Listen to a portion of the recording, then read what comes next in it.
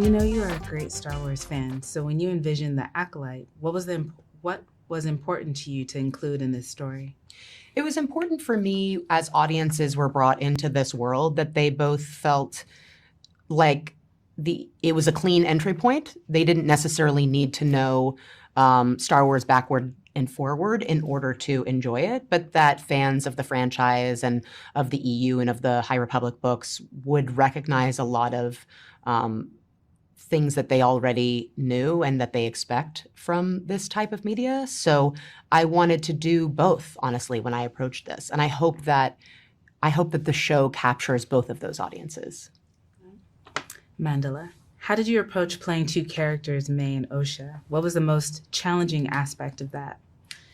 Well, my approach, I really felt like I needed to know the characters inside and out if I was going to be oscillating between them. And so I wrote really long backstories for both of them and had it as kind of like a Bible for myself that I could always reference so I could understand like their core struggles, which I felt like were already written in such a complex way by Leslye. But, I would just go through the scripts and pick apart subtext so I could really understand like what drove these two people.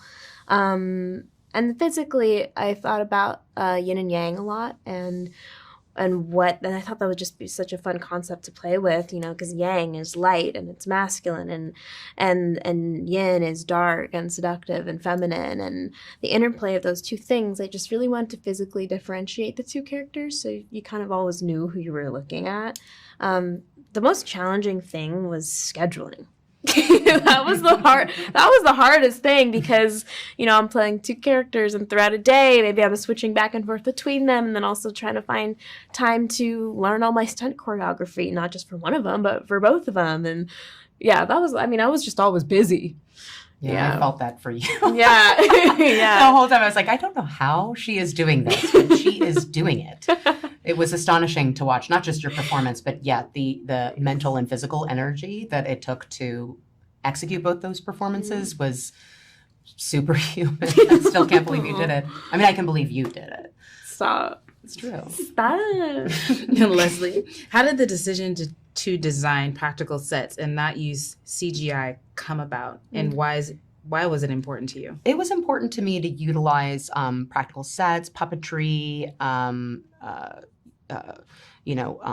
costumes that reflected the High Republic, not just Star Wars media we'd seen already for the Jedi, to utilize lightsabers that could still be used in combat, but still have a light emitting from them, which actually I didn't realize, but is really difficult to do, because in order to have the lightsaber light up and still get the light off of other people's faces, they're very, very heavy. And the amount of work that you guys were doing with the lightsabers, they needed to be lighter, like they are in the prequels, in order to do that type of sword fighting. But they were all put in later. The lights were all put in later. So we had to basically make a hybrid of a new lightsaber. Yeah. So those types of things, they were a bigger challenge. But I think that the finished product visually recalls a type of Star Wars I grew up loving, but also the type of Star Wars I was interested in making and seeing. So, Amandla, tell us about your fight training and the weapons you learned to use. Do May and Osha have different styles?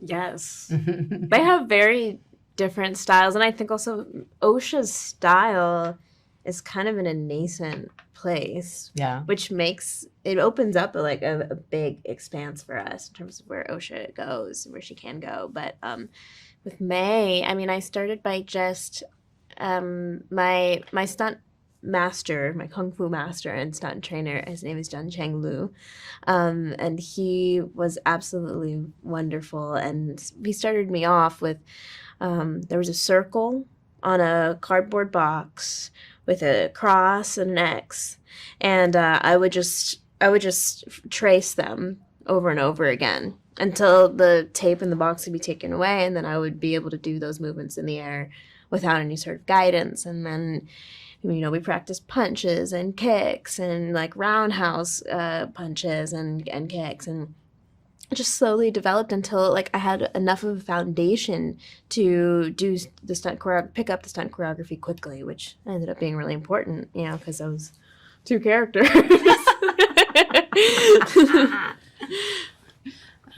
Leslye, tell us about casting Amandla and why she is perfect for the role.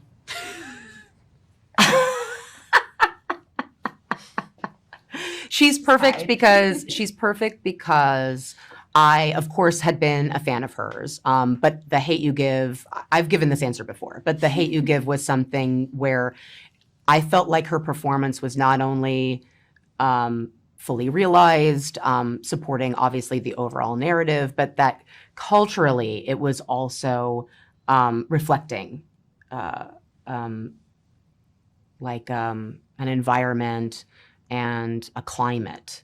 So it was like a performance that transcended just the narrative that was being told. And I think if you're going to do Star Wars, you need someone who can do that. You need someone who's not just thinking about the performances and the fight choreography, even though you did all of those things beautifully and very analytically and very thoroughly. But I think you also knew how to have that 4D experience of being part of this story, but also the larger story and what it means to so many people. Last question for both of you. What does it mean to each of you to be part of Star Wars? Wow. I just hope I make my dad proud. He passed away recently, so I don't know. I when I started working on it, he was so proud of me, and he had dementia. So as I worked on it for the following 4 years, I sort of, with dementia, you lose them before you lose them. So by the time he passed away last September, we were just putting the finishing touches on the show, and I've just felt sad that he never got to see it because he was somebody that I really, introduced me to Star Wars. So I felt like it was a big achievement that I wanted him. I guess he is still seeing it in some ways.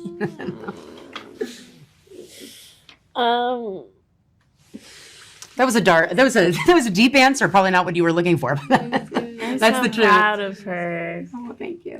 I'm proud of you too. I love you. Yeah. What does it mean? It try to follow that up. Yeah. Go ahead, try. It means Star Wars, I think why it's so universally loved is because it has so many spiritual messages and so many messages around what it means to be a person, how hard it is to be a person, how we're always faced with these challenges that can compromise maybe our set of ethics or what we believe in, and staying true to what you believe in can be so challenging. And there's so many forces in the world that are so much larger than us that are hard to contend with. But ultimately, if you surrender and you surrender to the force that is larger than you, and you let that guide you, you honor yourself and the people around you. Yeah.